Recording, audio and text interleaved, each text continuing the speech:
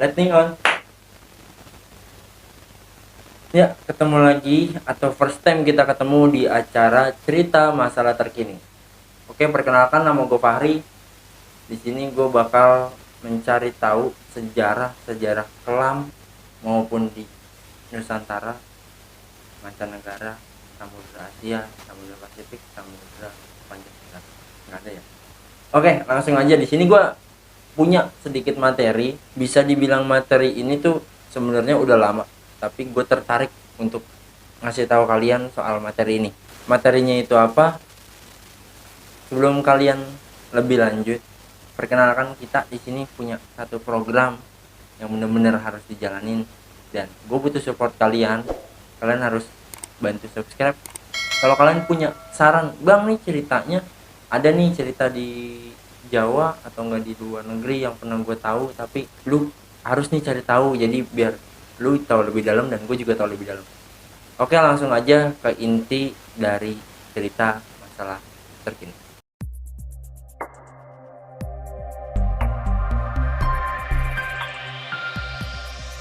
Oke, langsung aja. Sejarah kelam dari Leap Castle. Leap Castle ini bisa diartikan benteng angker yang ada di Irlandia.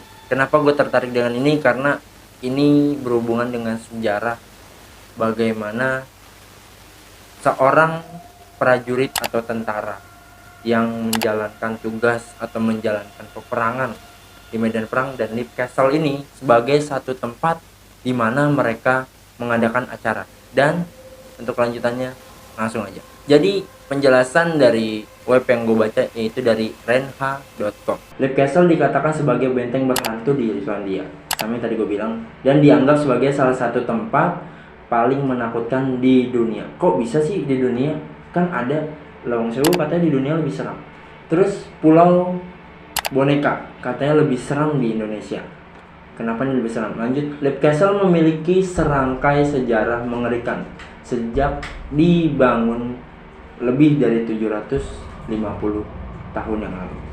Salah satu kisah paling mengerikan di ruang utama benteng yang dikenal sebagai Bloody Kapel atau kapel berdarah. Benteng ini diperkirakan telah dibangun sejak tahun 1250. Siapa yang ngebangun? Yang ngebangun ini, Clan Eli O'Carroll. O'Carroll itu nama dari satu, kalau kita bilang satu organisasi, atau enggak satu nama apa ya, kalau kita kan namanya polisi, terus apa, Polda. Nah, ini Carroll ini nama kayak bendera. Terus pada tahun 1532 kematian pemimpin klan telah mengakibatkan sengketa berakhir ketika Teigl O'Carroll meneriaki ritus suci dan menghunus pedang para penjajah itu. Lalu Imam Tadus terluka dan tewas. Kok bisa tewas ya? Tewasnya karena apa? Nah, kita cari tahu. Sejak itu, kenapa bisa dibilang Leap Castle ini angker, benteng paling angker? Karena yang pertama kali itu Imam Tadeus menghantui para kapal berdarah, dan dianggap salah satu hantu pertama yang menghuni Leap Castle. Pembunuhan kejam lain juga terjadi di Kastil Tua di sekitar tahun 1500-an. Pembunuh ini dianggap salah satu pembunuh paling berbahaya. Kenapa bisa berbahaya? Saat itu sekitar 40 anggota klan MC Maron atau musuhnya, atau yang disebut prajurit yang disewa oleh klan O'Carroll untuk melatih metode perang. Anggota MC Maron menghadiri pesta di Leap Castle dalam perayaan kemenangan O'Carroll melawan musuh di medan perang dalam rangka untuk membantu O'Carroll. Dalam pesta tersebut, O'Carroll meracuni makanan para tentara untuk menghindari pembayaran atas jasa MC Mahon. Oh jadi tuh banyak dari klan Okarol ini mau ngebunuh atau enggak ya yang bahasa kasarnya membunuh, tapi dia kayak ngeracunin makanannya biar dia tuh nggak bayar atas jasa MC Mahon, sorry. Jadi tuh setelah menang setelah menang dari peperangan, MC Mahon itu mati semua. Terus yang lebih bahayanya, tentara MC Mahon tidak terima dan diketahui menghantui Lip Castle. Pada tahun 1922, seorang pekerja Lip Castle menemui perangkap rahasia di balik dinding. Perangkap rahasianya itu apa? Dan di balik sudutnya itu yang disebut dengan kapal berdarah. Terus kita lanjut ke flashback sekisaran 3 tahun. Di tahun 1600-an, kepemimpinan Lip Castle diteruskan oleh keluarga Darby ketika putri kepala suku Okarol jatuh cinta dengan Kapten Darby. Selama perang saudara Inggris, anak mereka Jonathan menyembunyi sejumlah harta Lip Castle.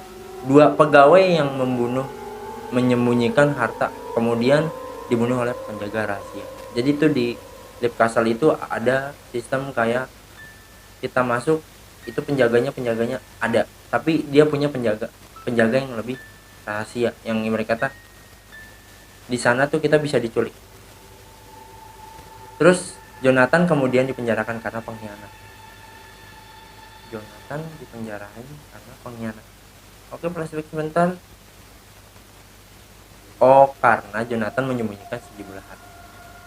Dan ketika dibebaskan, ia dapat menemukan harta karunnya. Hingga sekarang harta karun tersebut tidak juga ditemukan selama abad ke-18. Cicit Jonathan yang juga namanya Jonathan Darby untuk pertama kalinya merenovasi benteng dan memberi penampilan gotik. Balik lagi ke 1922. Lip Castle dihancurkan pada tahun 1922 oleh Ira. Ira ini siapa? Ira ini belum kita tahuin. Nah, saat keluarga Darby tinggal di Inggris, benteng itu tergeletak dalam reruntuhan hingga pada tahun 1991. Jadi jaraknya itu sekisaran 70 tahunan. Dibeli oleh pemilik yang sekarang, yang bernama Sean dan Aneria. Sean memulihkan kondisi benteng dan menjadi tuan rumah yang ramah bagi orang-orang penasaran dengan keangkarannya Lip Castle. Sean mengaku sering melihat penampakan arwah-arwah penghuni Lip Castle. Awalnya, penampakan dan suara-suara Lip Castle membuat keluarga Sean merasa terganggu. Namun kini arwah-arwah dan keluarga Sean di Lip Castle telah mampu hidup berdampingan dengan bahagia. Jadi pada tahun 1922 itu Lip Castle itu benteng diruntuhin. Terus sampai tahun 1991 itu jaraknya kurang lebih 67 tahun. Itu sepi dan dibeli oleh Sean dan Aneria. Terus sama dia tuh dibangun lagi, terus mereka jadiin tempat itu sebagai tempat yang samalah kayak kita ke museum-museum. Jadi tuh kayak tempatnya Lip Castle ini sekarang menjadi museum, terus menarik para wisatawan dunia. Menurut kalian gimana dengan Lip Castle? Kalau menurut gue ini emang cerita angker, tapi lebih ke memperbaiki, bukan makin lama makin angker. Jadi dia memperbaiki. Mungkin ya kurang lebih itu aja, nggak bisa banyak karena emang ditulis dari rainha.com hanya ini, dan gue yakin ini sebenarnya masih banyak, nggak cuma ini doang. Tapi nanti kalau misalnya gue ada kesempatan lagi dengan program gue ini, gue bakal ngejelasin lebih detail atau lebih akuratnya.